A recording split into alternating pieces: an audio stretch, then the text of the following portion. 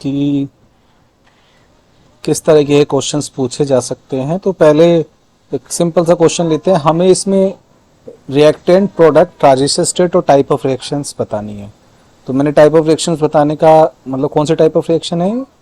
तो पहली बात तो ये रिएक्टेंट है, अज्यूम करना पड़ेगा हमें, और ये प्रोडक्ट है। रिएक्शन इस डायरेक्शन में प्रोग्रेस कर रही है, ठीक है। उसके बाद में प्रोडक्ट की जो एनर्जी है वो कम है, तो अगर हम EP माइनस ER करेंगे तो ये नेगेटिव आएगा। तो ये क्या होगा,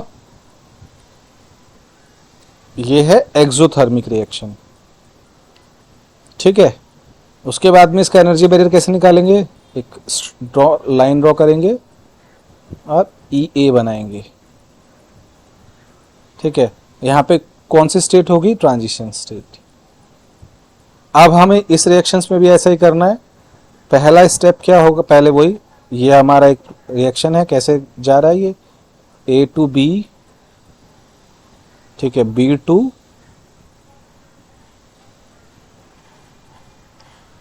देखिए ये A टू E जा रहा है, ध्यान रखिए, ठीक है। तो हम इसको पहले तो यही चीज देख लेते हैं, इसको इरेज करते हैं, पहले इरेज करना पड़ेगा हमें, ठीक है। क्या होगा, ये रिएक्शन A से E में कन्वर्ट हो रही है। इंपॉर्टेंट क्या है, A से E में कन्वर्ट हो रही है, ठीक है। पहले हमारा यहाँ से रिएक्शन एक्सोथर्मिक है, ये समझ में आ रहा होगा इन 2 पॉइंट से, ठीक है। क्या है, रिएक्शन एक्सोथर्मिक है क्योंकि ये वाला पॉइंट लोअर इन एनर्जी है, ये वाला पॉइंट हायर इन एनर्जी है, अगर हम देखेंगे तो, है ना।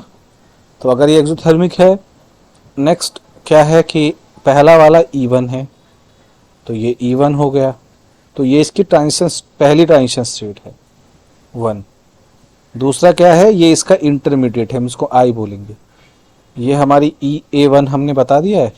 ये वाली क्या हो गई हमारी EA2, और ऑब्वियस सी बात है, सॉरी ये वाली नहीं, ये यहां तक होगी EA2। तो EA1 EA2 is greater than even EA1। तो पहला स्टेप क्या रहेगा, फास्ट रहेगा, पहला स्टेप फास्ट रहेगा, दूसरा स्टेप स्लो होगा, ठीक है। तो ये हम पूरा लेबलिंग अब अच्छे से कर पा रहे हैं। अब अगला क्वेश्चन है कि भाई इन दोनों में से कौन सा इलेक्ट्रोफाइल है, कौन सा न्यूक्लियोफाइल है। इलेक्ट्रोफाइल क्या थे हमारे, जो पॉजिटिव चार्ज थे और जिनका ऑक्टेट कंप्लीट नहीं था, ठीक है। जो इलेक्ट्रॉन डेफिशिएंट थे, ऑक्टेट इनकम्प्लीट ऑक्टेट, कौन सा ऑक्टेट है, इनकम्प्लीट ऑक्टेट है, तो IO डाल देते हैं, इनकम्प्लीट ऑक्टेट। तो पहले पॉजिटिव चार्ज स्पीशीज देखते हैं कौन कौन सी है। ये भी हमारी पॉजिटिव चार्ज है, बहुत सही, ठीक है। तो पॉजिटिव चार्ज है तो ये तो इलेक्ट्रोफाइल होगी। दूसरा मैंने क्या बोला कि ऑक्टेट कंप्लीट नहीं है। AlCl3 में ऑक्टेट कंप्लीट है, बिल्कुल नहीं कंप्लीट है, 3 बॉन्ड्स हैं, ठीक है। तो ये भी है, BF3 भी होगी। इसके अलावा कोई हो सकता है, SO2 भी एक इलेक्ट्रोफाइल है, न्यूट्रल इलेक्ट्रोफाइल है, ठीक है, क्योंकि इसमें डिलोक्राइजेशन पॉसिबल हो सकता है, तो होता है। अब ये है कार्बीन। कार्बीन का मैंने तुमको बताया था कि कार्बीन भी एक इलेक्ट्रोफाइल है, ठीक है। कार्बन डाइऑक्साइड इलेक्ट्रोफाइल है, बिल्कुल है। बाकी जितना भी बच गया वो सब न्यूक्लियोफाइल है, क्योंकि ये नेगेटिव चार्ज हैं और अटैक करते हैं। अब हम एक बेसिक रिएक्शंस वाला कुछ देख लेते हैं कि हमें बताना है कौन सी टाइप ऑफ कैटेगरी है। ये बताइए कि इसमें कौन सी वैली है।